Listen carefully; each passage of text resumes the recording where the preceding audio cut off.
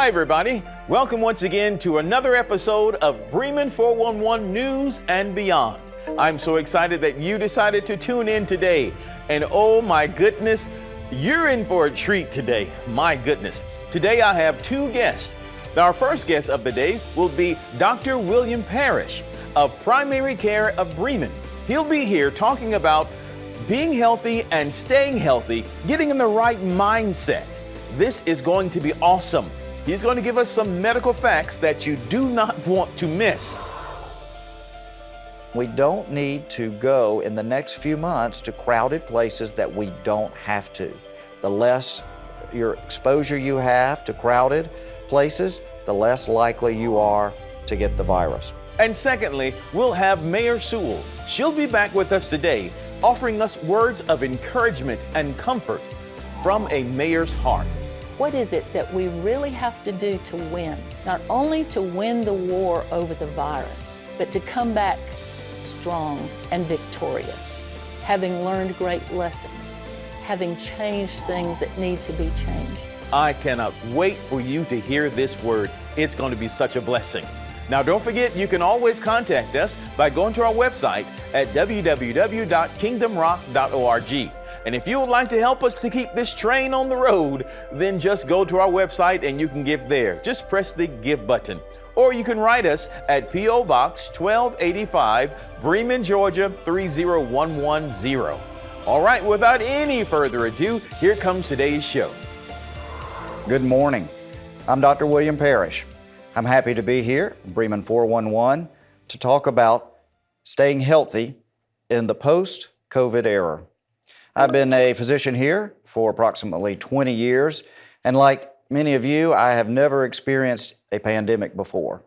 All of what we're seeing it inspires some fear in people. It is absolutely new. However, we have to adjust our lives and make responsible, healthy decisions going forward. So what I'd like to talk about today is, how do we do that? That's a question on everybody's mind. How do we get back to a normal or new normal lifestyle while keeping us and everyone else safe? The first thing we need to think about is how we approach a mindset of how we live every day. Our society is used to making decisions about our personal responsibility. Going forward, that responsibility is going to be protecting ourselves as well as protecting others. And we're going to have to, unfortunately, adjust our daily activities and adjust some of the things that we've previously not thought about in order to keep safe. So the first thing, of course, is our mindset. You know, we tend to rationalize things. I say rationalization is rational lies. What do I mean by that? So the virus started off in China. So what did we think? Oh, that's going to affect China. That's not going to affect us here. But we see that it does. Then we saw it progress to Europe. Then our rationalization says, well, maybe it will be in New York, Los Angeles, Atlanta, the big areas. But we see it's not just there either. Then we might say, you know, it's in Carrollton. But it's not. It's also here. Our confirmed cases in Haralson County have been approximately 27, and we have had one death. The total Tanner system cases are approaching 400, and we now have reached 19 deaths, the youngest being a healthy 48-year-old. And that's where it starts to strike home. When we see people and loved ones that we know have the virus or have a bad outcome, and that's what we want to prevent. We want to prevent the spread of this virus. We've gone through extreme measures to do so. No one can ever remember our country shutting down to this level, and no one likes it. Everyone wants to get back to a normal life, and that's what we rationalized early on. You know, in 2 weeks, I'll be back to normal, or in 1 month, we'll be back to normal. Well, that's not going to be the case, because this virus is going to be around at some level for some time. And it's going to be at least a year before we have a vaccine. And it may be as long before we have an effective treatment. Although there's certainly several that are under experimental studies that are showing promise. We now have the expanded ability to test people both for the virus and to see if they've had the virus. But let me be the first to tell you that at this point in time, knowing that you've had the virus through antibody testing doesn't have any real practical knowledge going forward, meaning we don't know that it will keep you from getting it again, and we don't know if it doesn't change how we're going to want to approach our everyday lives. So that's the case. How do we change? What do we do in our everyday lives to protect us and to protect others? And the reason this is important is because the virus is still with us, and it has the ability to cause severe harm, including death. It does have a higher mortality rate than the flu. A lot of people feel like, oh, it's not as bad as the flu. Well, it is much worse than the flu, and it is very contagious. Now, one of the things that has truly helped us level off and begin to flatten the curve, as they say, meaning reduce the cases, is our extreme social distancing. That is really what has helped us at this point. And yes, we're going to need to continue social distancing, but we're going to have to incorporate it in our daily lives in order to be successful. Now, Georgia, on March 23rd, we had 32 people die. It is anticipated that as we relax our social distancing, that number may go up in the next coming months. So we need to do everything we can to keep that number as low as possible while beginning to have a quote-unquote more normal life. So how do we do that? We have to attack and kill the virus. Well, how do we do that? We first need to understand, how do we get the virus? How does it live? And how does it get into us? Well, what we know is that there's so much we don't know, but what we do know is it lives on surfaces and it lives in droplets. So when we talk, when we sneeze, when we cough, those microscopic droplets contain the virus. They will hang around for a period of time in the air, and they will stick to surfaces. So if we can block those droplets and we can kill the virus before it has the ability to get into our bodies, then we can reduce how it infects us and other people. Now, when we were young, do you remember the saying, say it and don't spray it? Well, unfortunately, we spray it regardless. We do, although we may not feel it, we may see these microscopic droplets. They are, in certain procedures that we do, they are amplified. And unfortunately, when we sneeze, cough, or even sing, we have more droplets. So one of the first and foremost ways that we can help preventing this virus is to wear a mask. So we think about wearing masks for protection of ourselves, and it does provide some protection. But when we wear masks, we are protecting other people. We're protecting our children, we're protecting our parents, we're protecting our grandparents, and particularly when we are out in public, because that's when we're around other people. So wearing this mask will help prevent the droplets from escaping from our mouths, and it will help prevent droplets from getting in. And so that is very important, and that's one of the things that I've seen tends to be falling off in the public places. Now, I have been trying to completely shelter at home whenever possible, meaning I'm going to work and I'm going home, and I'm trying not to go out to where there are other people around, because that's another way that we can help. We know this virus is much more effective when we are around or in groups, large groups, or groups where other people congregate. We see that it spreads the most in nursing homes, in VA homes, places where people live close together and come in close contact. We also know some of the greatest hot spots from this pandemic have come from funerals, church services, things that are near and dear to our hearts and that we need to do to keep our spirit healthy. But we have to be careful, because that is where people are together. They are generally hugging, they will be singing, they will not be practicing traditional social distancing. We are going to have to, when we return to these activities, take on a mindset of we have to try to keep ourselves safe. So in addition to the virus in droplets, both big and small, and there's some new data out of China that does show that some of the tiniest droplets may have virus or parts of virus in it that can hang around for long periods of time. It is less likely in well-ventilated areas. It is more likely in small, non-ventilated areas, such as bathrooms. So we need to be careful there. But the virus also lives on surfaces. When we cough and sneeze, if we have to cough into our hands and so forth, the virus is on hands. We just rub our nose, and then we scratch our face, or we touch a surface that the virus can live off of. So, in addition to trying to prevent the virus from getting out by covering up, we need to also clean up, and we need to wash up. What does that mean? Well, we use hand sanitizer. We wash our hands frequently because we can kill the virus that way, and we clean the surfaces. So in areas that are heavy touch areas, areas that we use, areas that other people use, if we clean those regularly, we know we have the effect of killing the virus. That prevents it from spreading.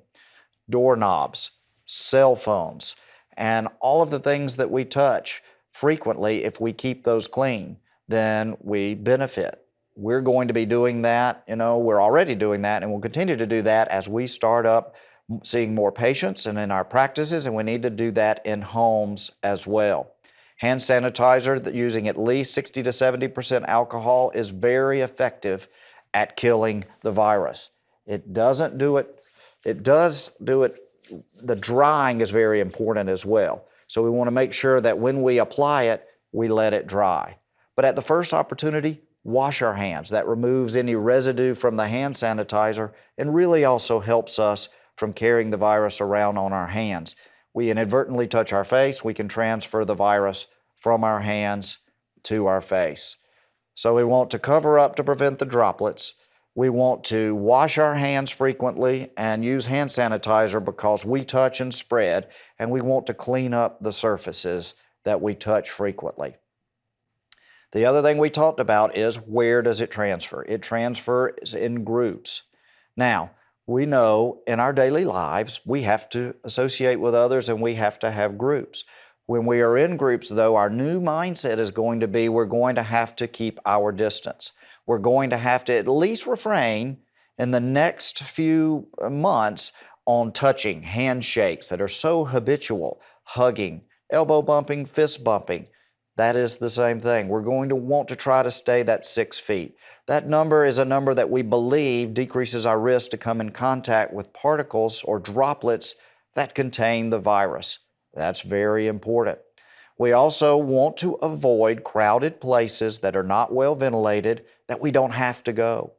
We want to keep our distance in grocery stores. We still have to go, and they're doing an amazing job of trying to keep our food supply going, keeping things clean, but we still need to distance ourselves from others, and we don't need to go in the next few months to crowded places that we don't have to.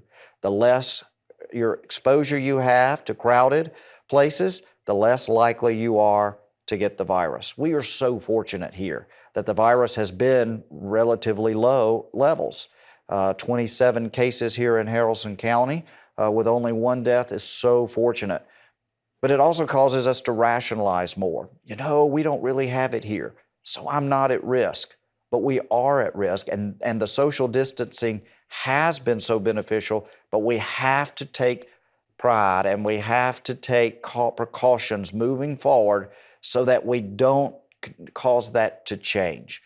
It is wonderful that many of us have not had to witness somebody go through this disease, and we really want to keep it that way. And our personal responsibility in making the best decisions for our health and the health of our loved ones is going to make that happen going forward. It's going to keep our cases low. It's going to help prevent deaths.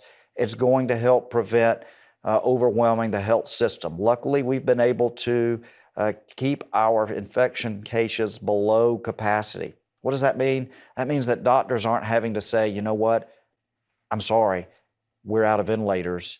You don't have one. We're just going to have to do the best we can. That's what that means. It's going to mean that we don't have to watch loved ones get sick and potentially die. Our personal responsibility is going to be to ourselves and to our society, our community. And I pray that we will continue and that God will continue to lead us out of this with revival for His glory. Thank you. Wow, didn't I tell you? Hand sanitizer, face masks, washing of hands 6 feet apart. These are tools that we're going to use to keep us and our families, our communities safe and secure in these times. Next up, we have inspiring words from Mayor Sewell. She's going to tell us about the status of our city and also share with us words of wisdom and peace from her heart. Check it out. Hello, my friends. I am so grateful to be able to just visit with you for a few minutes. I would like to be able to look you in the eye and say, how are you? And then I would say, how are you really? I've been thinking a lot, and I feel sure that you all have been thinking a lot. We're in some perilous times. We're traveling through troubled waters. We are navigating difficult storms.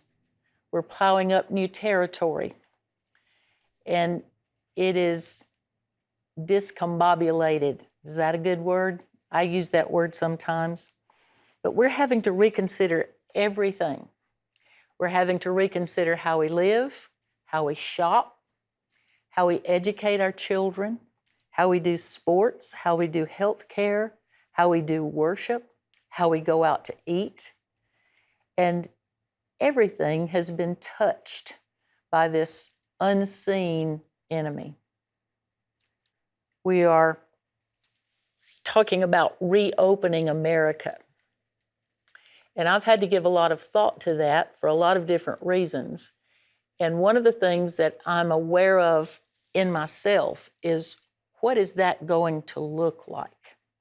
And I know there's a lot of assumption out there that that says, oh, yes, finally, back to normal. No, we're not. And when we talk about reopening America, there are those of us who say, yay, and I'm one of them. But then there are those moments when we just gulp and think, oh my goodness, what is this really going to look like? Because now we're seeing what that really is going to look like. It's giving me pause. I think it's giving all of us pause to all of a sudden realize we've got to walk in this direction for a long time. A long walk in the same direction for a long time. And it's not just when are we going to open, the question is how are we going to open? What do we have to do? How and when may look very different from one city to another. We realize afresh that this is not our normal. And I'm not going to say that it's a new normal, because it's not going to be this way forever. But it's going to be this way for a good while. And how long it's this way determines how good of a job we do today in what we need to do to determine what tomorrow is going to be like. So if you're like me, then maybe you just groan deeply in your spirit. I've been doing that some.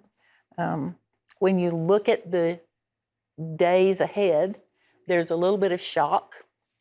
There's some disbelief.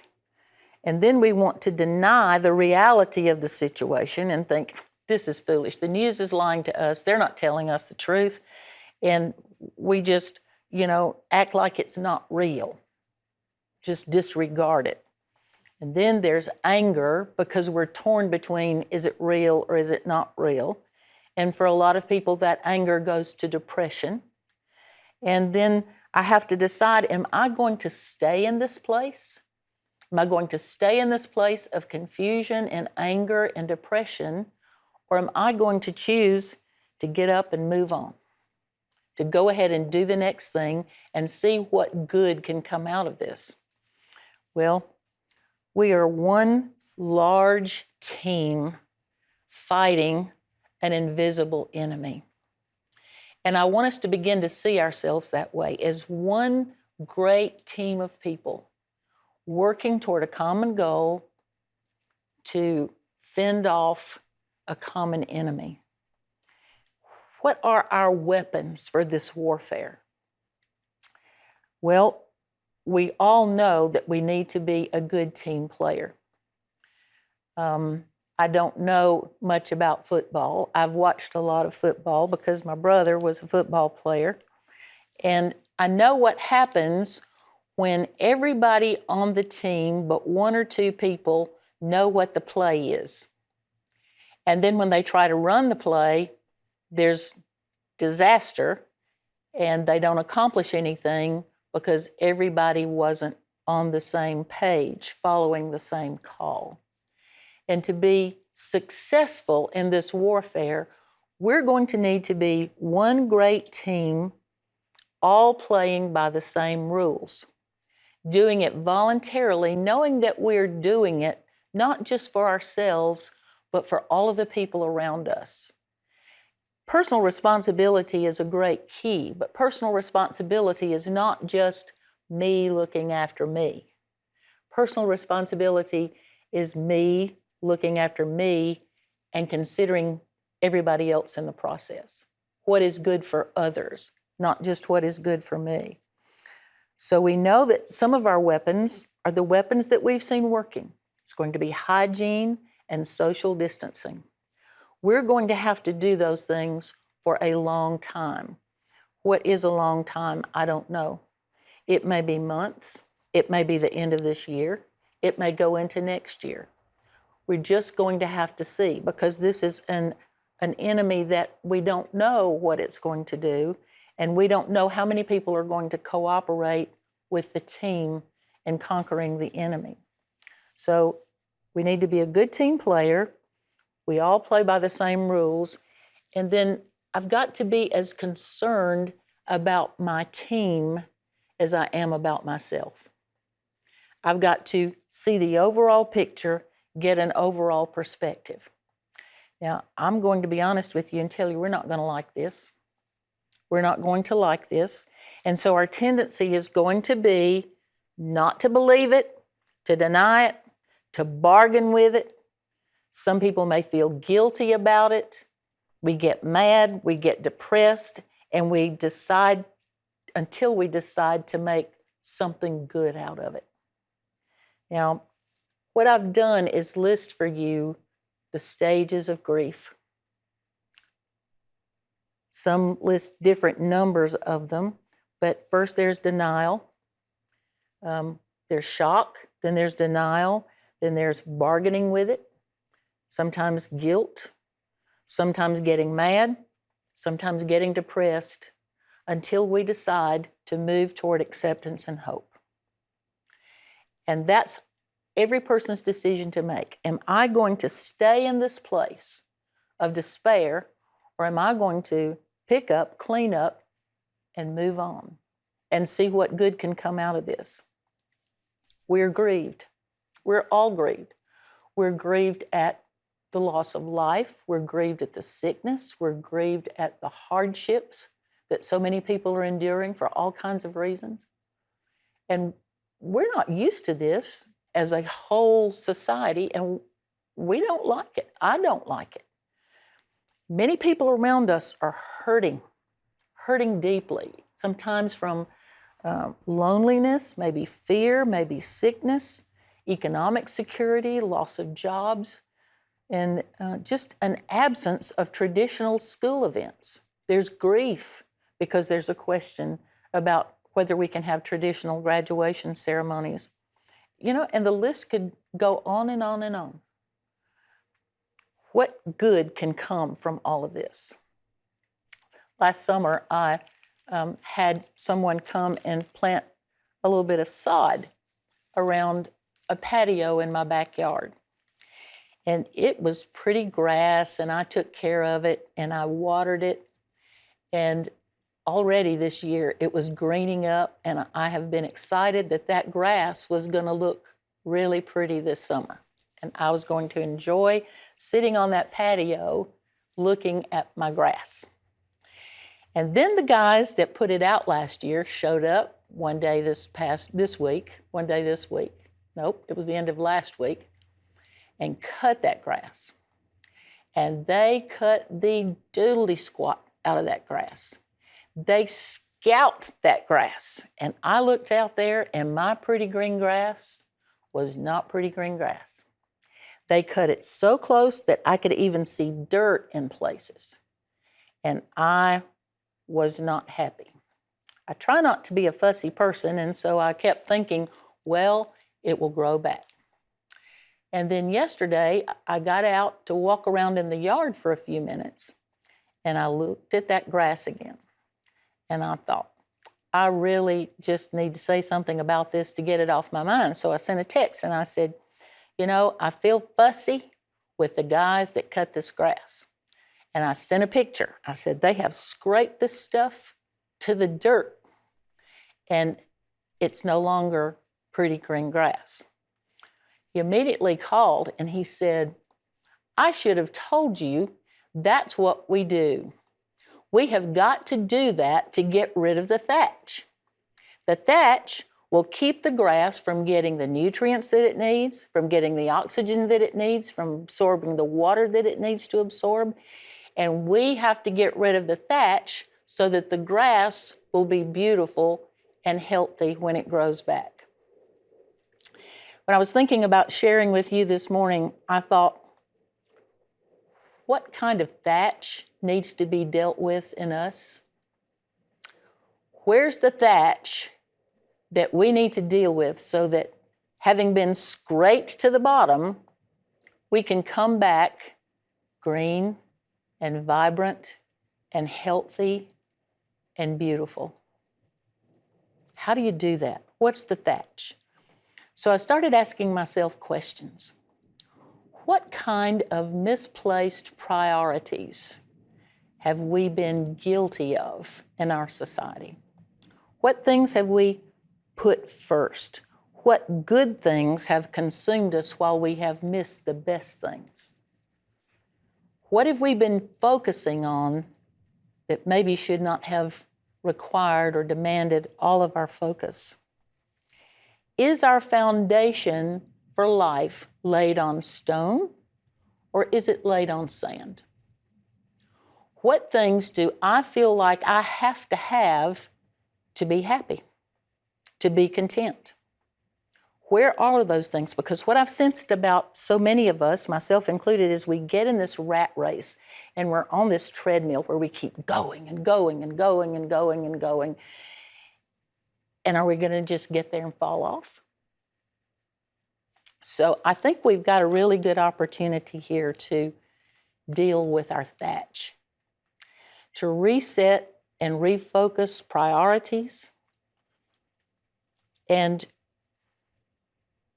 to examine what is it that we really have to do to win, not only to win the war over the virus, but to come back strong and victorious, having learned great lessons, having changed things that need to be changed. I can think of a lot of things. We're doing a lot of things right. I'm so excited when I look at our community and I see so many people stepping up to help, so many of you who have been faithful and helpful to support local businesses, to give food, to give money, to look after neighbors. All of those things are going on, and it is gratifying and encouraging, and it is helpful. What do we do next? What do we do now when we're asked to put on a mask to go to the grocery store? Maybe not because it's so good for me, but because it's good for my fellow man, my fellow shoppers. Am I willing to do that? What's going to happen when I go back to church and I'm asked to sit 6 feet from another person? Am I going to be grumpy and say that I can't worship in that environment? Or am I going to be grateful that I can be there and that we're all working through this together and that we're a team? Am I going to be fussy when a restaurant has to tell me, we're at capacity right now, you're going to have to wait a few minutes before you can come in? Or we're going to applaud the restaurant for hanging in there through this difficult time and still being in business, having fought the fight and go ahead and support them and applaud them for trying to take care of our health. We have a lot of people out there who are discouraged, who are depressed, who are lonely. There are people in our community who are having suicidal thoughts. We are in this together, and we're going to have to care for one another. Now, one of the things I wanted to be sure to share with you this morning is if you know somebody, or if you yourself need some professional counseling, Harrelson Behavioral Health is available to you. They're on Old Temple Road, just barely outside the city limits. And they have a wonderful staff there to help you with the mental and emotional issues that are going along with this pandemic. When we go through stages of grief, it affects us physically, mentally, emotionally, and spiritually. And so my emotional and mental health sometimes needs a crutch. It's okay to seek help. It's okay to talk with someone. It's okay to admit that you're struggling. We all do that. And so we're going to have to humble ourselves in being willing to say that we need help. Physically, there's not a reason in the world for anybody in Harrelson County to be hungry. There are people out there wanting to give food. There are people out there anxious to give food. There are people out there who have more food to give than they can find people to whom to give it. We've got to know who you are. You've got to be willing to say, hey, I could use some help with food here. That doesn't mean you're a failure. That could happen to any one of us in a heartbeat. In a split moment in time, any one of us could be in that place. It doesn't mean that you're negligent or that you're not a good worker. It just means today you need help with food. And there are plenty of people out there to help. If you need help or if you know someone who needs help, one of the things you can do is to call the Bremen Police Department, 770-537-4441, and just tell them. They have access to people who are just waiting to help you and would feel blessed to be able to do that. And you would be blessed to receive it. That's not a bad thing. That's a good thing. So part of humbling ourselves is going to be able to say, we have a need. Now, spiritually, I want to talk to you. And I'll step aside for a minute, I guess, as your mayor. I guess that's the politically correct thing to do. But I just want to be sharing with you for a minute and tell you one of the things I've thought of is that my grandmother lived with us, with my mother and me, for the last few years of her life, my grandmother's life. And Mom Ruby lived to be almost 98. She still was ambulatory, but she was very careful when she walked. And a lot of the time when she walked through our house, she would just touch the next thing in her path. She would touch the door frame. She would touch the chair. She would just touch something to steady herself as she moved from one place to another. How do we, as believers in Christ, steady ourselves? We steady ourselves by touching scriptures and promises in the Word of God that tell us God loves us. He is a God who is with us. I love one of the names of Jesus, which is Emmanuel, which being interpreted is God with us. He is a with us God. We understand in the Psalms that He is a very present help in trouble. We're in trouble, and a lot of this trouble can only be fixed by God Almighty. We hear a lot today about 2 Chronicles 7:14. God said, if my people, the church, believers who are called by my name, will do 4 things: humble themselves, pray, seek my face, and turn from their wicked ways. it always stirs my heart to put wicked ways in the same list as God's people. First thing we need to do is humble ourselves and say, you know what? We've got them. We've got plenty of wicked ways. A lot of times when we are trying to define sin and things that we need to repent from, we choose things like stealing and killing and adultery and all of those things, which are sins, and we do need to repent from those things. But then there are those of us that are self-righteous, which is its own kind of sin, and we say, I've never done that. I'd never do that. Well, you don't know what you're going to do. But I'm taken back to the book of Isaiah, where God spoke through Isaiah, and he said, all we like sheep have gone astray. All we like sheep have gone astray. Each one has turned to his or her own way. And the Lord has laid on Jesus the iniquity of us all. The essence of sin is when I do it my way instead of God's way. The essence of sin is when I decide that I know more than God knows about what needs to be done here. That's sin. And so when I go back to 2 Chronicles 7:14 and I say, if my people who are called by my name will humble themselves, the first thing I have to do is say, I need to do that. I have nothing except that which God has given to me. Then I'm going to pray and seek God's face. What does he say? What has he told us in his word? Everything we need to know about him and about life is in his word. Everything. So I'm going to seek his face. I'm going to seek what he says in his word. And then I'm going to turn from my wicked ways. What are those? We all have personal ones. We have collective ones. We have societal wicked ways.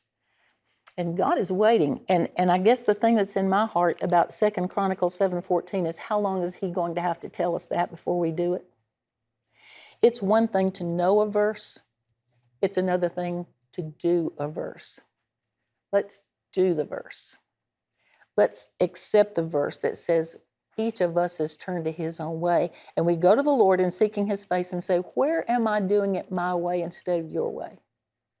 What do I need to change here? How can I alter my life? How can I humble myself, alter my life to be in accordance with who you are and what your plan is? And bottom line in the whole thing is he says we're to love one another.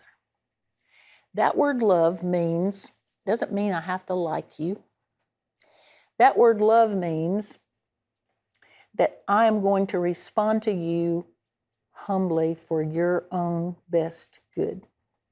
I'm going to be more concerned about your well-being than I am about my well-being.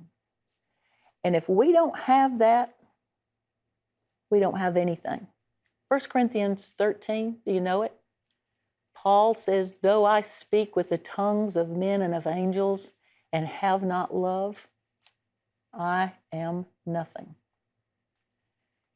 Can I say the whole thing? Though I speak with the tongues of men and of angels and have not love, it profiteth me nothing. The second one is it profiteth. Though I speak with the tongues of men and of angels and have not love, I'm nothing. Though I give my body to be burned, though I become a martyr, though I do all of these incredible things and I have not love, profiteth me nothing. What is nothing? Nothing is nothing. Nothing. And though I bestow all my goods to feed the poor, and though I give my body to be burned and have not love, I am nothing. Then he tells us that love is a choice of behavior. Love is not an emotion. Love what? Love suffereth long and is kind. Love envieth not. Love vaunteth not itself. That means it doesn't make a parade, is not puffed up, and it does not behave itself unseemly. It does not misbehave. It's not rude. It does not seek its own way. is not easily provoked, thinketh no evil, rejoiceth not in iniquity, but rejoiceth in the truth. That's love. Beareth all things, believeth all things, endureth all things. It means we keep on going while loving with our focus on the Almighty God who can fix this. And maybe in the process of all of that, the promise of God will come to fulfillment when the church is awakened throughout the world and revived. That's the good that can come from this. But it can only come if we wait a minute, just do the right thing, the best thing, with a good attitude, the right attitude, and let God move. Let us love one another through Him. Let's tell each other. You know, some people have asked me, God's just getting even with us. No, He's not. Let me tell you something. If you're a child of God, God will never get even with you because He got even with you in Jesus. When He put Jesus on the cross to die for our sins, He got even with us. Now, my thing is, I don't want to waste that. I want to go to the Lord and submit to that and be grateful for that and broadcast that throughout the world, because God is mostly interested in what we do with His Son. That's the message of the gospel. That's the God who created us, who created this world, who is not one bit surprised by this pandemic, is allowing it that He might use it for our good. So I'm thinking a lot about what kind of thatch do I need to get rid of? How can I go out today and bless somebody else? And just say, God loves you, and I want to bless you today. Maybe you can give them a gift card. Maybe you can buy some gas, or sometimes maybe you can just give them, I started to say pat them on the shoulder, but if your arm's not 6 feet long, you can't do that. Just acknowledge them, speak to them, treat them as if they're valuable. And let's see what God will do with this mess. It won't be the first time in history that God has taken a mess and made a miracle. And I am so very grateful to be able to come to you today and just share things that I've just been thinking about, things that are on my mind. I'm so grateful for Pastor Mark Stroud and the Kingdom Rock Ministry. And I'm going to go ahead and tell you here at the end, I'm going to be contributing to their ministry. They're not taking any money for this, and we are so grateful to be able to have this opportunity to communicate with you. We have a great community. We have a great community of supporters. A lot of people are wanting to support, willing to support, don't know where to support, what to do. Kingdom Rock's a good place to start. Remember to support our local charity organizations, to support our local churches, to support anybody in need. You don't have to take a tax deduction to help your neighbor. So blessings to you. I've been meditating a good bit on, I think it's called the Aaronic blessing, where God told Moses, He said, you go tell Aaron to bless my people with these words. The Lord bless you and keep you. The Lord make His face to shine upon you and be gracious unto you. The Lord lift up His countenance upon you and give you peace. That peace is the shalom of God. It's not the absence of war. It is the assurance of well-being, of God's provision, that He is who He says He is, that He will do what He says He will do. And He says, let the peace of God rule in your heart. And when you're getting out now making decisions about, do I go out, do I not go out? Do I wear a mask, do I not wear a mask? Where do I go? Where is it safe to go? Let the peace of God rule in your heart. Check with your heart and say, heart, are you at peace about my doing this? And see what your heart says. And then walk in faith that you're doing the right thing. We're going to come through this together. We're going to be fine. I don't want to just come through it. I want to come through it growing and glowing and rich and vibrant and victorious in a new way. And I do pray the blessing of God upon you.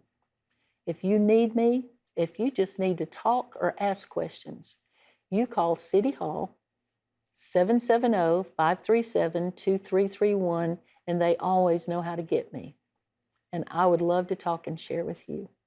So let's relax, be calm, love one another, not walk in grief, but walk in hope.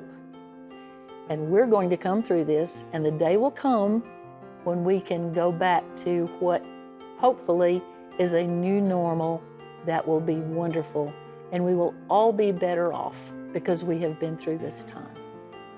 I hope you have a great day and a great week, and I'll look forward to the next time when we can share. Well, that wraps up today's show. I pray that you are richly blessed by the words that you have heard. Dr. Parrish, Mayor Sewell, what a wonderful combination. And I pray that you are encouraged.